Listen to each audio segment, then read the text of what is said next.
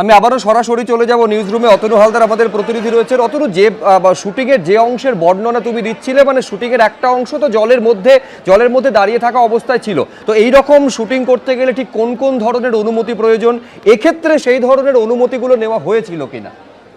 দেখো, একদমই এখানে যেটা উড়িষ্যা পুলিশ জানাচ্ছে যে কোনো রকম কোনো অনুমতি নেওয়া হয়নি। যেটা জানা যাচ্ছে বিভিন্ন সূত্র মারফত, এখানে শুটিং করতে গেলে 3 রকমের অনুমতি লাগে। প্রথমে পুলিশের কাছে আবেদন করতে হয়, পুলিশ সেই আবেদন কোস্টাল ডিপার্টমেন্টের কাছে পাঠায়, সেখান থেকে অনুমতি নিতে হয়, এবং স্থানীয়ভাবে যে সোসাইটি রয়েছে, ফিশারিজ সোসাইটি, অর্থাৎ মৎস্যজীবীদের যে সোসাইটি রয়েছে যেটা সরকার অনুমোদিত, তো সেই সোসাইটির থেকেও একটা অনুমতি নিতে হয়, এবং এই সব কিছু নিয়ে তারপরে এখানে শুটিংয়ের অনুমতি দেওয়া হয়। শুটিংয়ের অনুমতি দেওয়া হলে পরে এখানে চিকিৎসক রাখতে হয়, একজন লাইফ সেভিং বোর্ড রাখতে হয়, লাইফ সেভিং বিভিন্ন গার্ড রাখতে হয়, এবং আরও বেশ কিছু জিনিসপত্র সেগুলো রাখতে হয়, যেগুলো যে কোনো আপৎকালীন পরিস্থিতিতে কাজে লাগানো যায়। এর পাশাপাশি জলে নামার ক্ষেত্রে এখানে কিছু বিধিনিষেধ আছে।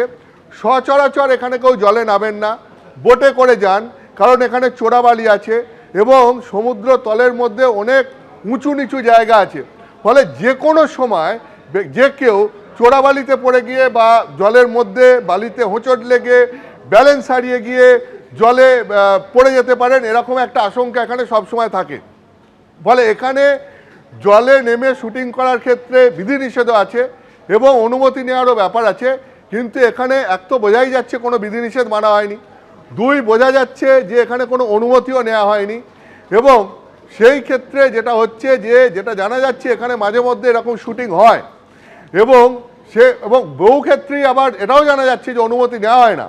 এখন প্রশ্ন হচ্ছে, যারা শুটিংয়ের আয়োজন করেছিলেন তারা কেন অনুমতি নিয়ে সমস্ত পদ্ধতি প্রকরণ মেনে এই শুটিং করেননি, যার জন্য একজনকে প্রাণ হারাতে হলো?